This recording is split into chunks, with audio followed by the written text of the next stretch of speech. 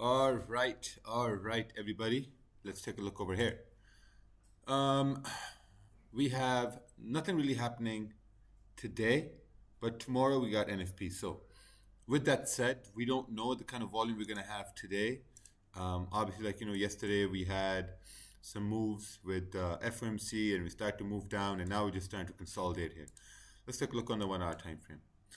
Actually, the daily is bullish. Doesn't really matter because we got NFP tomorrow.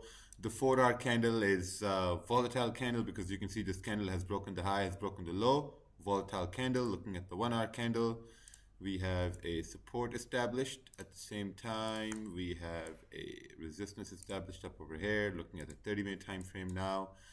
This is now we can adjust. Now, see on the 1 hour time frame, you see this wick going up.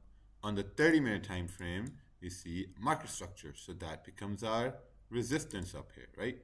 We got our resistance. We have another resistance being formed right here around 24.47. So if we look at this area, this is a 58 pip range over here.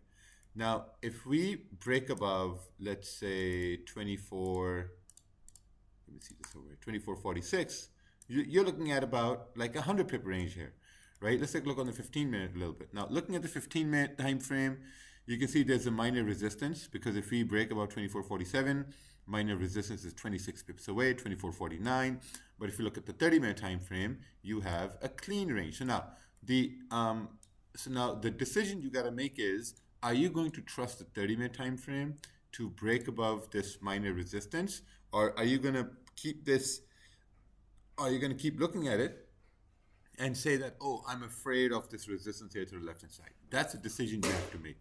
Me personally, I'm going to ignore this 15-minute zone because it's a 15-minute zone. It's a low confirmation zone, not as strong. The 30-minute is way stronger, so I'm going to focus on that.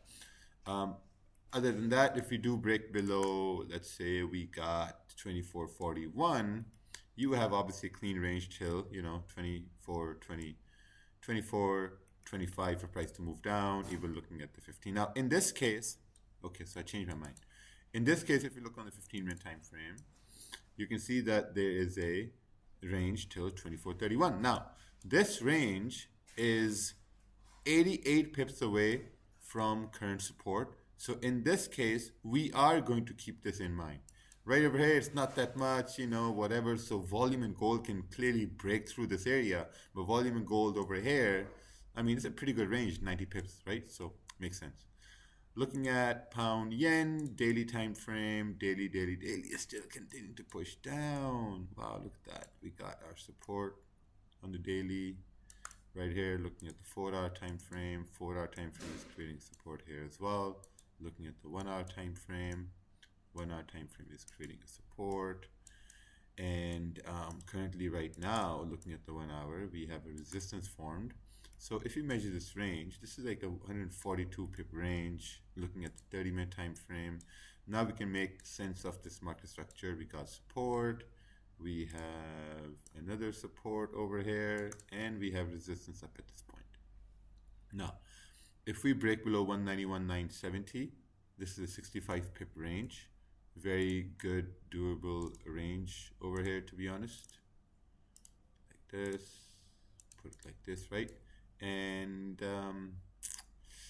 I want to say if we can break above to move above 57 pip range, looking at the 15-minute time frame.